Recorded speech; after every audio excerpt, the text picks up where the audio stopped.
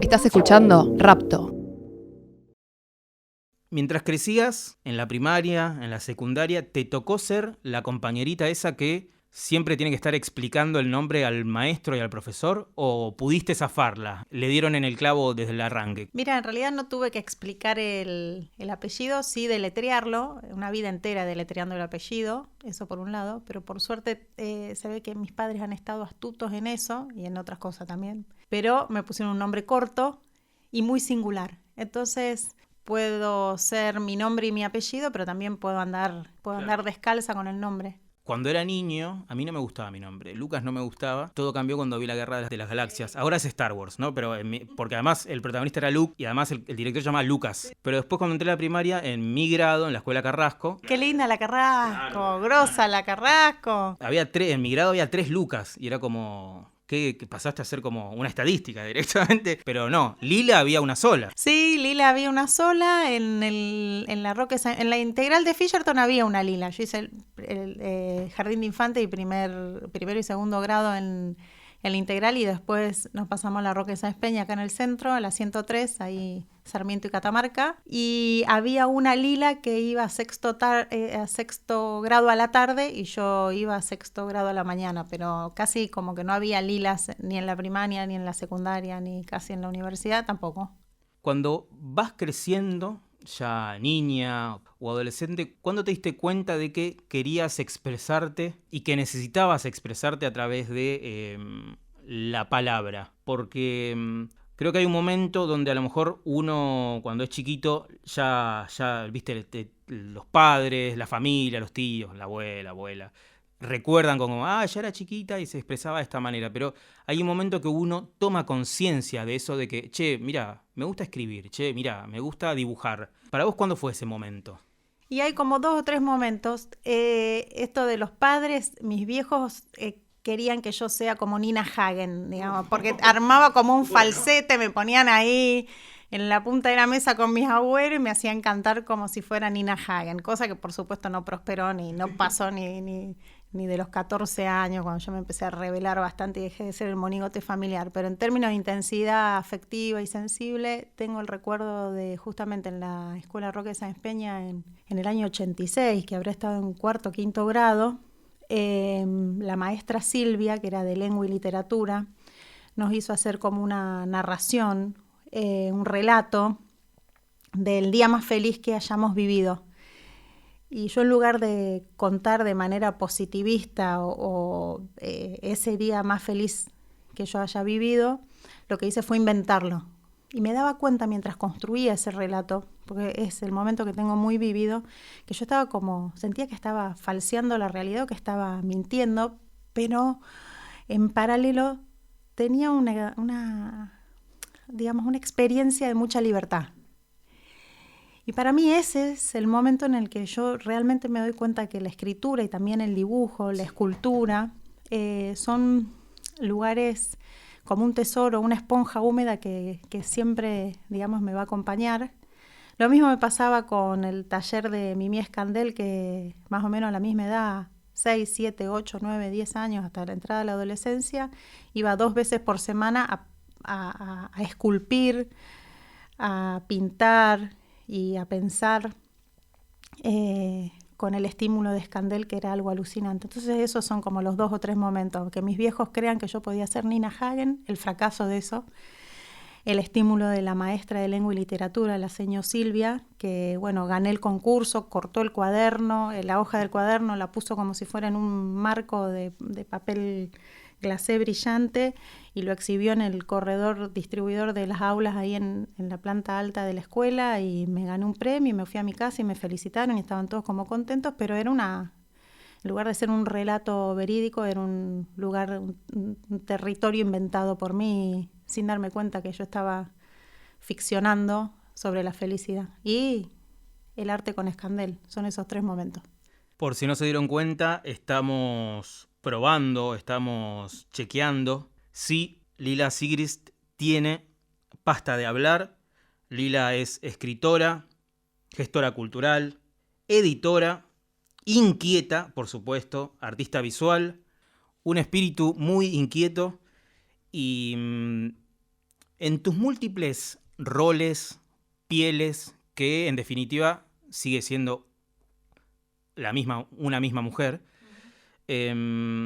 quisiera preguntarte si en todos estos años sentiste que alguna vez estuviste en el momento justo en el lugar adecuado. Es como diciendo, qué bueno que estoy acá y puedo apreciarlo porque pocas veces se va a repetir esto. ¿Sentiste alguna vez ese sentimiento de que, viste, no se da mucho en la vida, ¿no? Como diciendo, qué bien que estoy acá ahora. Sí, el sentido de la oportunidad. Yo tengo un tema con eso, que sí he tenido muchas posibilidades, he tenido lindas oportunidades de trabajo y de producción cultural y sensible, pero también tengo algo que habitualmente la gente que me quiere en intimidad me hace reflexionar siempre sobre esto, que muchas veces soy como mi propio boicot, el auto boicot permanente. Entonces, en cuanto encuentro un lugar donde las cosas están funcionando, en lugar de quedarme ahí donde la cosa funciona, siempre decido como saltar ese cerco y buscar, ir al riesgo,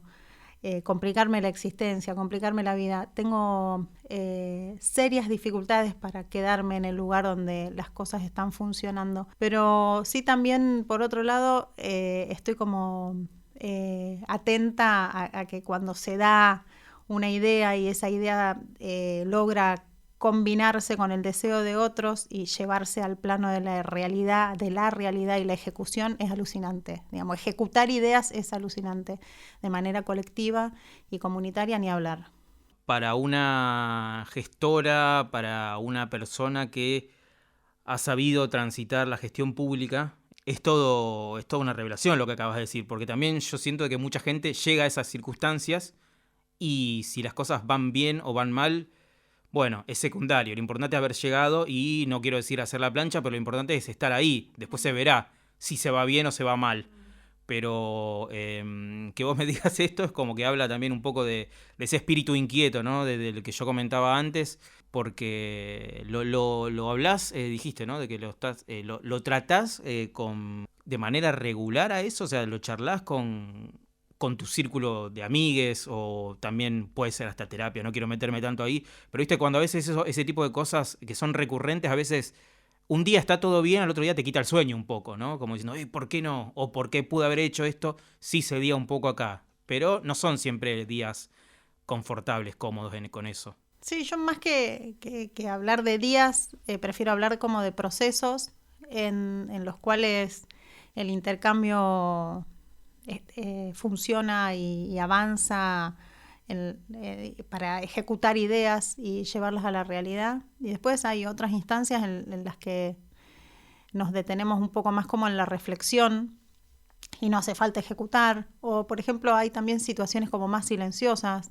como haber sido convocada para crear la carrera de gestión cultural, que nadie sabe que yo fui la creadora de la carrera de gestión cultural y hoy me llegan novedades, noticias de los alumnos y de compañeros y amigos que concursan para ser docentes y la verdad que son cosas que a mí en mi fuero íntimo me alegran muchísimo, pero también sé que tienen su devenir de manera muy autónoma y muy al margen de lo que podría haber sido mi deseo. Entonces, las ideas están buenas si logran corporizarse, si logran mezclarse con otros, pero también si una se atreve a perderlas.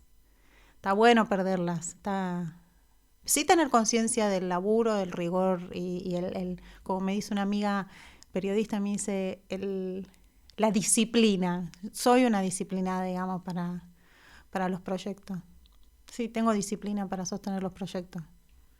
Sí, a la larga yo no aprendí mucho de esto, pero la disciplina y la constancia son como, en un punto, viste que a veces hay mucha gente que prefiere hablar pero sí, a veces eso hace la diferencia, pero también la constancia, la regularidad, también lo que dijiste vos, poder aprender a lo mejor de nuestros propios errores o de nuestras propias inquietudes, para bien o para mal, eso nos lleva adelante.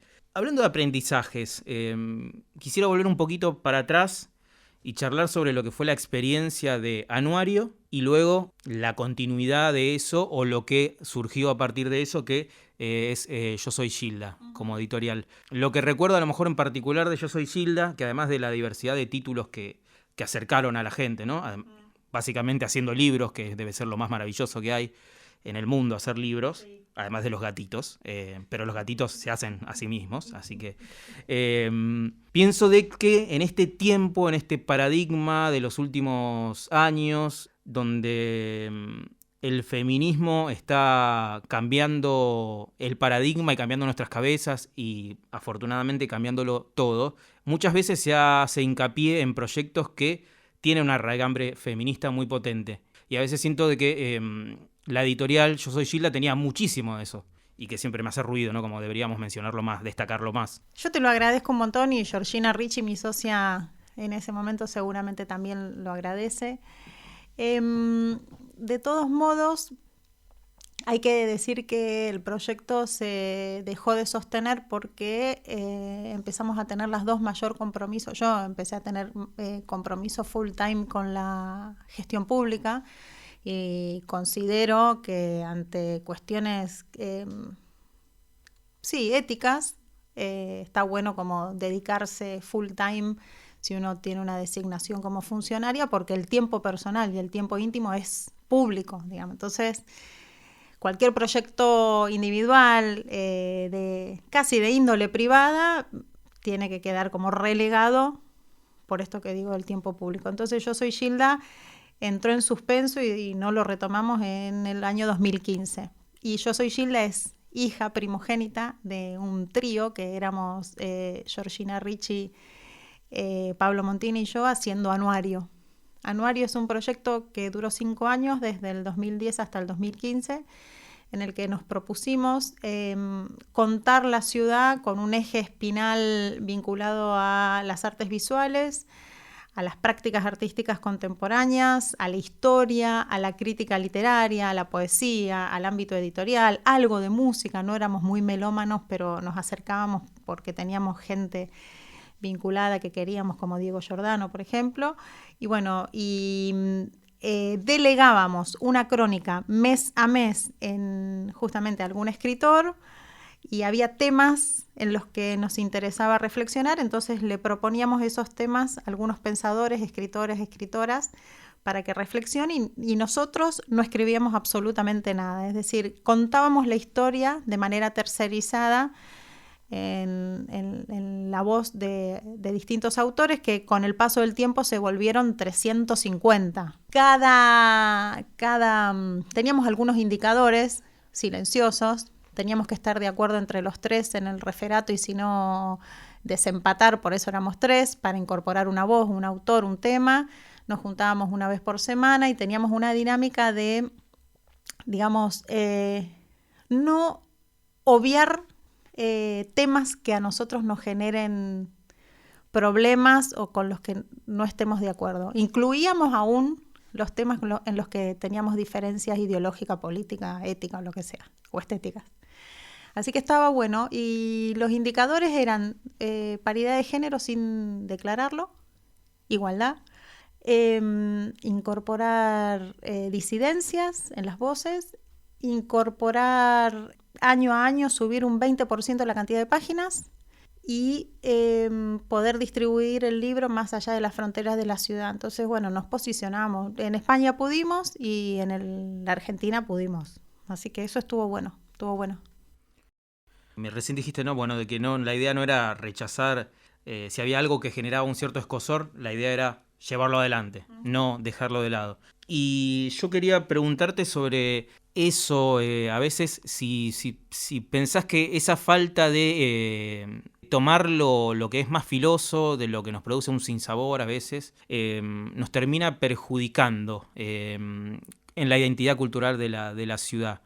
¿Te parece que esas discusiones no se dan por falta de recursos? Sí, por un lado, pero porque también generan un escozor que incomoda a los que ya están ahí y no quieren soltar la manija.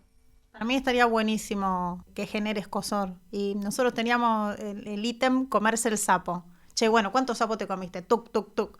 Bueno, 3 sapos, listo. Bueno, no me hagan comer más sapos, digamos. Esto del escozor, lo lacerante. A mí me parece que el debate o la discusión o la instancia asamblearia, aunque seamos dos, es alucinante, porque aparte en la conversación se generan cosas, se incorporan ideas y, digamos, hay que dar la discusión. Me parece que sí están sucediendo instancias de discusión muy a puertas cerradas, que en algún momento yo tengo la esperanza de que eso que va a implosionar y a explotar al mismo tiempo para digamos, generar nuevos escenarios. Yo creo que las escenas están y lo que está faltando son como escenarios donde discurran, fluyan y realmente aparezca el duelo, aparezca la discusión amplificada. Pero a mí me parece que no me gusta decir los pibes, las pibas, digamos, somos poblaciones que muchas veces en las categorías de lo etario achican posibilidades y lo que hay que hacer es poder conversar con la mayor cantidad de gente posible, diversa y transgeneracionalmente, digamos. Creo que el ejercicio tiene que ser transgeneracional. Hablando de esto, de cómo revisar la tradición, cómo refundar el relato, pero inminente, no el relato de los últimos 30 años, el relato de antes de ayer. ¿Qué está pasando con las prácticas culturales? Hablando de prácticas culturales, que por supuesto superan la instancia de los lenguajes artísticos. Hablando de prácticas culturales, cómo nos juntamos en la vereda a tomar porrón. No sé, es como muy elemental lo que estoy contando, pero tiene que ver con eso, cómo nos encontramos con otro en términos comunitarios. Creo que hay que discutir eso. Tengo en mi mano Te quiero abrazar mucho, editado por Mansalva en 2020, que te lo agradezco públicamente. Ya lo hice por redes sociales, pero lo voy a agradecer aquí también para que quede registrado. El libro recorre un timeline de la ciudad. Me gusta que en algún momento siento que la protagonista o la autora que va creciendo, la ciudad va creciendo y se va desarrollando a la par. Y es una voz que crece, que falla, que se frustra, que aprende y que sigue adelante. ¿Te sentís transparente en ese sentido o no? Yo no podría escribir de otra manera. No me preocupa la impudicia, no me preocupa. Digamos, para eso uso ropa, digamos, pero no, me parece que es medio volver a aquel lugar de libertad del año 86 cuando empecé a darme cuenta que me interesaba la escritura y empecé como a guardar los diarios y a mis impresiones diarias, como decía mi maestra. No, yo no podría entender esto de otra manera y tampoco sé si la autorreferencialidad es necesaria. Creo que yo tengo ahí como un ejercicio en el que atrás de la pantalla aparecen 4 o 5 lectores cooperantes a los que les voy dando mi hijo, me decís un poquito para esto, otro poquito para esto, pero un poco lo cuento dentro del libro, entre los versos, que es como un ejercicio de producción, pero que en ningún momento para mí se ve coartado por la elegancia, por los modales o por la buena costumbre, no, pero para nada, no. Y tampoco sé si es transparente, es lo que hay ahí. Y después sí hay un ejercicio editorial que tiene que ver con cómo lo trabajo yo con una poeta de acá de Rosario, que yo digo, es mi control de abismo, que sí, me dice, che, Lina, volví un poquito más, Julia Enrique, volví un poquito más, justo acá, y después está el editor, Mansalva, Garamona y Nico Mogileski, que también dignifican el derrape, pero yo no entiendo el ejercicio de la producción plástica o de la producción sensible si no es desde ahí. Hay metodologías, la mía viene siempre como por ese lado.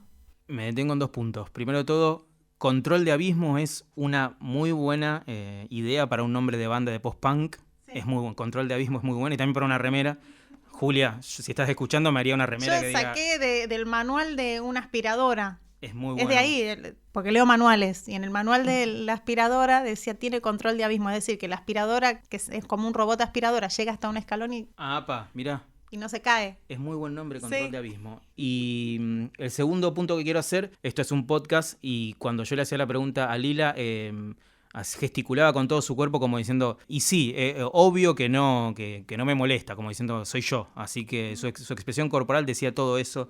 En el libro también hay una poesía muy sensible que también a lo mejor en esos pasajes de cierta frustración y de aprendizaje, convive con políticos apolillados, con políticos que ya están vetustos. ¿Cuáles son las frustraciones que te dejó tu paso por la gestión pública? Porque hiciste mucho y también siempre estuviste en procesos donde, vos lo mencionabas antes, no siempre cómoda, no siempre agarraste la comodidad como diciendo, bueno, ahora sí, está todo bien. No, agarraste a veces fierros calientes. Fierros calientes. Mirá, en realidad la frustración y el aprendizaje en la función pública, en el funcionariaje, en la administración pública, en la política, en realidad casi siempre suenan al unísono o aparecen en paralelo, y hay que tener siempre como el oído pegado a la calle y recordar que uno o una, antes de tener ese lugar de decisión y de acompañar lo comunitario, era un sujeto con autonomía y que necesitaba de los otros para poder hacer. Entonces, cuando más o menos tenés eso en tu formación y en tu, ¿cómo decirlo?, en tu médula ósea constitutiva para relacionarte con los proyectos con impacto comunitario, mirás desde otro lugar y producís desde otro lugar. Lo más interesante para mí es cómo resolver una idea que tiene origen lírico, sensible y que tiene voluntades que comprometen la intensidad y la subjetividad de los productores culturales y de los artistas. ¿Cómo se resuelve eso en términos instrumentales en una preventiva presupuestaria que hay que defender, que hay que justificar, que hay que respaldar, que hay que instrumentar y que tiene una metodología de instrumentación e implementación que absolutamente no conversa el mismo lenguaje que origina esta necesidad? Entonces, para mí eso es lo más lindo, porque todo después se vuelve indicador tangible, se vuelve objeto de evaluación y, por supuesto, un altísimo compromiso de responsabilidad, porque estás como trabajando con fondos públicos y con voluntades que no tienen absolutamente nada que ver con la intimidad de las personas. Digamos, hay como un ejercicio alucinante, altísima responsabilidad. Para mí es una de las experiencias que más me ha cambiado el modo de sentir y el modo de relacionarme con la realidad, porque aparte he pasado por distintos niveles de gobierno, tanto en la Municipalidad de Rosario, en la provincia de Santa Fe y en el Gobierno Nacional en Casa Rosada. Entonces entendí también que cada uno de esos, cada una de esas administraciones tiene tiempos de gestión distintos. Y cuanto mayor proximidad tenés con las comunidades que esperan tu respuesta, mayor exigencia tenés. Es como, digamos, alguien que es un jefe comunal no pega un ojo, digamos. Claro. No digamos que el presidente los pega los ojos, seguramente tampoco, pero lo que digo es que la escala del quilombo, del problema, es muy inmediata, la tenés cerca, cuanto más pequeño es el lugar donde trabajás. Así que sí, interesante. Las frustraciones y las alegrías en paralelo. Porque cuando lograste un proyecto que estabas deseando hacía mucho tiempo, en simultáneo hay otro proyecto que está fracasando o que está no funcionando tal cual lo esperado, o que los acuerdos para llegar a ese proyecto no están totalmente sólidos. Hay que trabajar muchísimo con acuerdos previos para lograr un objetivo, muchísimo. En Rosario, ¿cómo es dar ese paso adelante a la gestión pública cuando también tiene esto de pueblo chico, infierno grande y a veces el que dirán pesa mucho? ¿Te costó? No, para nada. ¿Lo metiste para adelante? Cero conciencia del que dirán. Jamás me interesó ni me preocupó el que dirán. Pero en lo más mínimo. Solo actúo con responsabilidad. Estamos grabando este Pasta de Hablar en Sala Varese. Con Lila estamos charlando acá en una mesita con unos vasos de agua de compañía, el libro y mi anotador. Y también tenemos una batería a medio armar, porque bueno, es una sala de ensayo, muy pituca, pero una sala de ensayo al fin. ¿Cómo es tener un hijo baterista? Porque viste que los bateristas son gente muy especial. ¿Cómo es convivir y criar y haber gestado un baterista? Y mirá, hablando de disciplina, un tipo que entrena todas las horas que ahora está en sexto año del Politécnico Rosendo y ha estudiado música y demás desde muy pequeño. Todas las horas que no está en la escuela o asumiendo responsabilidad que está obligado porque no le queda otra, toca la batería, digamos. Los fines de semana empieza a tocar la batería a las 6, a las 10 de la mañana hasta las 9 de la noche y bueno, qué sé yo, se convive. Con su hermana hay momentos del día que nos vamos y lo dejamos 3 horas solo para que él pueda tocar la batería, se convive, también tiene, yo el otro día pensé que era un cinte, no es un cinte, tiene un pianito con unos colores que yo no entiendo absolutamente nada, bajo, un rincón de percusión, está explorando ese mundo, produce música y es una sala donde van sus amigos a curtir y a escuchar música, escuchan mucha música. Escuchan música así como diversa de cualquier lado, traída de los pelos. El padre le tira para escuchar X, digamos que le tira a escuchar folclore uruguayo y después de golpe el abuelo Nina Hagen y aparece como, digamos, ese sincretismo loco de un pibe de 19 años que está buscando qué hacer, pero que se dedica a la música y se quiere seguir dedicando a la música. Y hay que bancar ese proyecto, como bancamos el proyecto de la hermana que estudia medicina y va bien, qué sé yo. Es duro vivir con un baterista y por momentos no podés hacer otra cosa más que escucharlo tocar la batería, ¿no? Porque aparte con el metrónomo 11 horas por día y bueno, entonces hay que tocarle la puerta para que salga a comer. Claro. Una cueva, está acobachado con ese universo. Que está buenísimo, pero hay un momento en todo este delirio en el que te acordás el día que con el padre decidimos regalarle la batería para los 14 años y un poco te autoflagelás. Claro. Doblemente, ¿sí? ¿Para qué miércoles se me ocurrió a mí regalarle la batería? ¿Viste? Pero ahí está bien, qué sé yo. Es una ironía esto que digo, pero es real. Lo sentís por momentos, decís, ¿para qué mierda le regalé la batería? Llegando al final, me causaba gracia esto de que, bueno, que contabas al principio, ¿no? De que, primero de todo, es muy gracioso de que que quieran los padres que sean como Nina Hagen y que te rebeles a la rebeldía de Nina Hagen, ¿no? Como, bueno, sí, es muy lindo eso. Pero a lo mejor vos te pusiste en los zapatos de tus viejos en su momento cuando iban creciendo tus hijos, o sea, como diciendo, ahora entiendo algo de lo que me decía mamá, decía mi viejo o algo. No, me parece que la vida, mi vieja me dice, viste vos, te quejás, vos, no sé qué, tomá, ahora la vida te devuelve, como si hay como una especie de ciclo, fisiología de las relaciones, pero nada, es alucinante tener ahí como esa enciclopedia fresca, emergente, espontánea, que te trae información, te trae cosas que si, bueno, por ahí hay que conseguir siempre una amiga, un amigo un poco más joven. A mí me reinteresa el desprejuicio y el desparpajo al margen de mis hijos por supuesto, pero en general de las mentes jóvenes, de la gente que se rodea de gente joven. Sí. Viste, como, no sé, Bocini, como una cosa así, medio futbolero, pero realmente el Bocha era el Bocha, ya era un experimentado, estaba rodeado de jugadores jóvenes. Bueno, como una cosa así, estar cerca de las emergencias para mí es necesario. Yo hago ese ejercicio, tanto para mi trabajo como productora cultural, hago ese ejercicio, trato de no invadir, respetar y mirar medio de lateral, pero acompañar cuando se necesita, como una cosa, porque sí noto el paso del tiempo, digamos, he dejado de ser una joven de 22 años que trabajaba y hacía delirios y tengo ahora como otras dinámicas de vincularme con el medio, pero sí estoy reatenta a qué pasa con la juventud. En realidad, no por cuestiones de edad, sino por lo emergente, ¿no? Las políticas culturales de lo autogestivo, de lo que plantean los jóvenes hoy en relación a la política, me parece interesante, a la política cultural. Lila, un gustazo siempre charlar con vos. Gracias, Lucas. Muchas gracias por invitarme. Disfruto también la conversación. Y bueno, gracias también por la paciencia. Pero no. Estás escuchando Rapto.